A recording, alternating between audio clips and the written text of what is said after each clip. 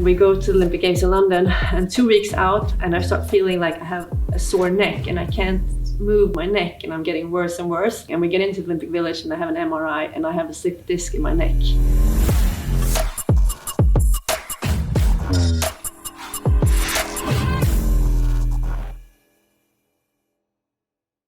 My name is Therese Alshammar. I was born in August 1977 in Stockholm, Sweden. I grew up in a suburb to Stockholm, and the eldest of 3 sisters. So I guess I was the first kid in the family, like the one who got to try everything. And I was also in a generation where most things were possible. My parents both worked, and we had the ability to buy a house and, you know, like move out to like close to nature. And I remember just being very active as a child. Before the age of 10, I did like 6 different sports. So my parents took me around to most things that I wanted to try, and let me try a lot of different things. I remember I did track and field, I did ballet, I did dancing, like normal experimental dance, and then I did tennis, and I also did running and cross-country skiing, and of course swimming. I learned how to swim when I was around 4 years old, and my mother taught me as she was a former swimmer herself. And she, in her turn, learned how to swim because my grandmother was close to drowning. So when my mother grew up, her parents wanted her to learn how to swim for safety reasons. And it turned out my mom really liked swimming, so she went on to be a successful Olympic swimmer. And so when I was born, she was my first teacher, and she took me and one of my best friends from kindergarten, and she set together a group of swimmers. So she was my first swimming teacher, and also a very big facilitator in me finding the love for my sport and for water. I never had the understanding that I was good or talented in anything, to be honest, when I was little. I was very clueless, which I think is a blessing. But at the age of 10, my parents sat me down and said I had to choose. I think mainly because time wasn't enough for everything I wanted, like all the activities. And also because the sports themselves varied a lot. I remember I really liked tennis and ballet and swimming. But the ballet didn't like the counter effects of swimming. Because if you want to be good at ballet, you want to have very flexible feet and not very broad shoulders. So I remember there was a discussion that the ballet teacher wanted me to stop swimming. But at the end of the day, when I was 10 and I was allowed to choose myself, I chose swimming.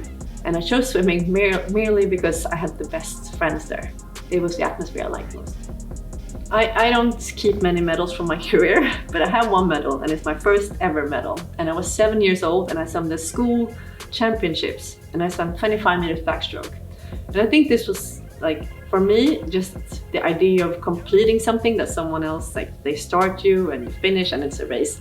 I think it was very exciting, and I didn't win the race, and I was terribly slow, but I remember, like, I got that medal, silver medal, and it just spurred on something in me, and I really enjoyed that feeling.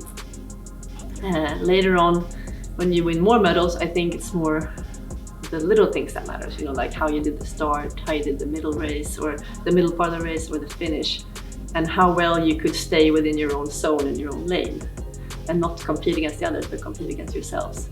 But the first ever medal, I remember I was just proud, and I probably did that. I competed against myself, and I just finished the race. My biggest moment in sport is probably the first time I experienced this state of flow. You have times or certain moments where things fall into place, and for me, it just happened effortlessly. And I remember just being both physically and mentally in a state where I'm not thinking about the results. I'm not thinking about what could happen and what couldn't happen. I'm just totally aware and focused on my present moment and just letting my technique and my swimming flow. And that moment was at the 2000 World Championships in Athens. And I'd previously broken a world record like 6 months earlier. And I remember that because that was my first ever world record. But in Athens, I had this competition where all the races I swam just went to plan or even better.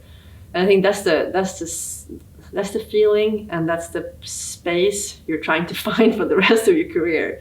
Because those days don't come very often, and it's like one of those things when your efforts and your goals match exactly where you are physically. So it's also a part of like being relaxed and letting things come to you, and being confident and happy in your space and in your place.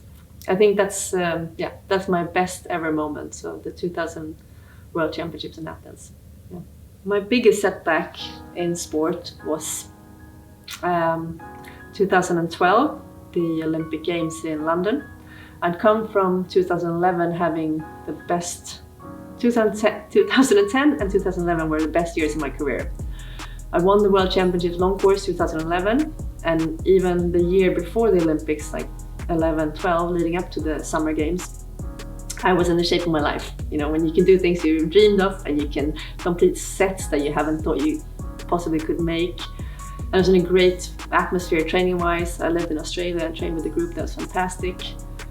And we go to the Olympic Games in London, and 2 weeks out we go to a camp, and I start feeling like I have a sore neck and I can't move my neck, and I'm getting worse and worse.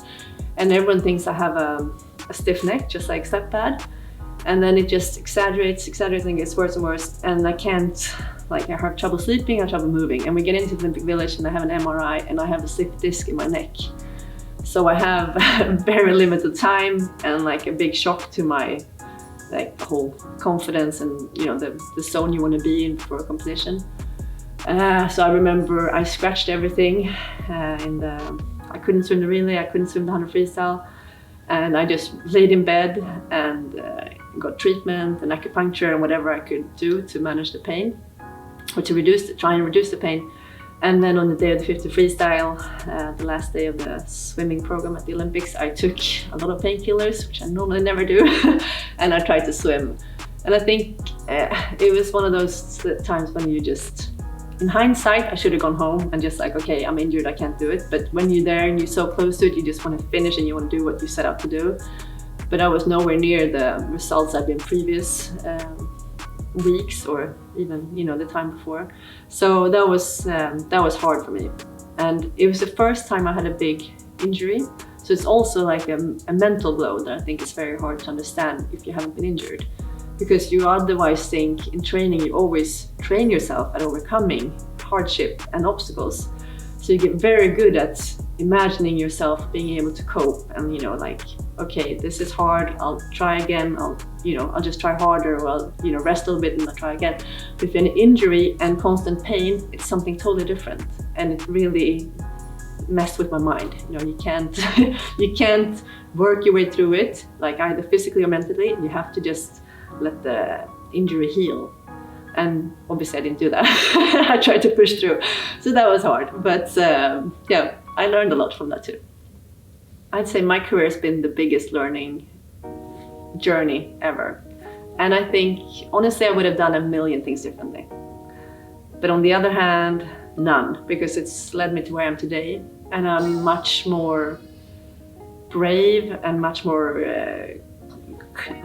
centered, and yeah, I have a lot of knowledge that I wouldn't have gained if I didn't make all those mistakes.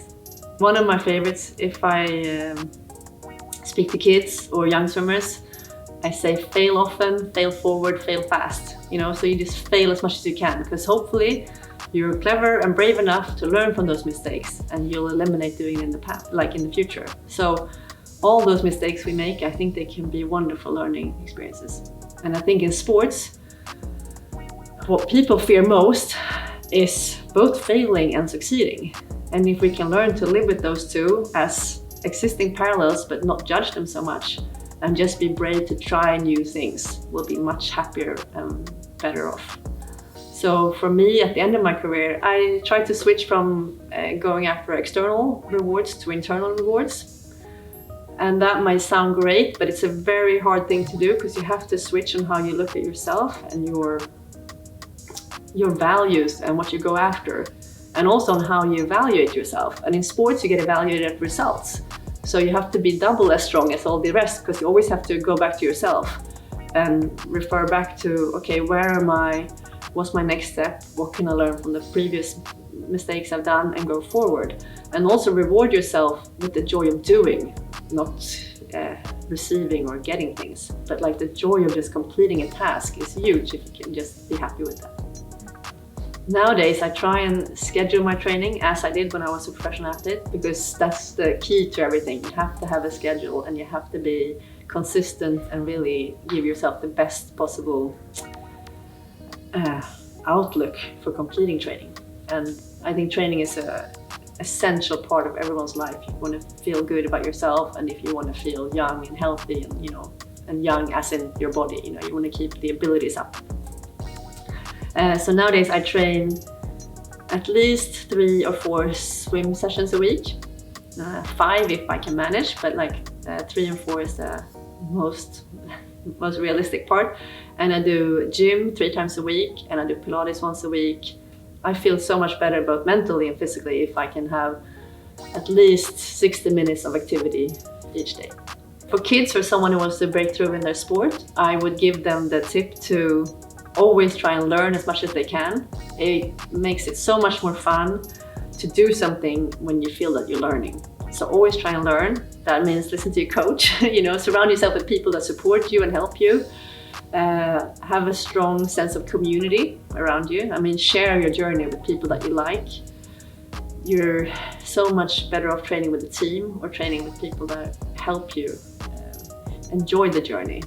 Because I think the medals or whatever you aim for will be so much nicer and memorable if you have people making your everyday life good and memorable. I think that's the most important part. So be in an environment where you like being.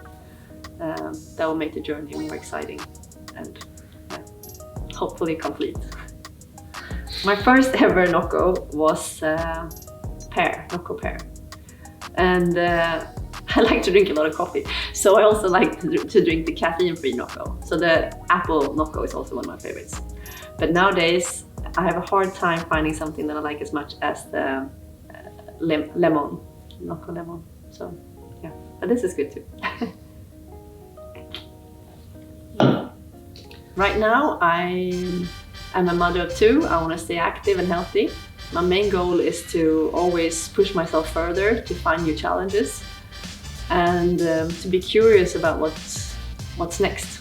And one of the things I really have is to learn more kids how to swim. That's one of my goals. So I want to expand my swimming school for kids and young people, both as a safety, learn to swim, but also as I want to share the passion and joy that I feel for the water. And what a wonderful training and way of spending your time it can be.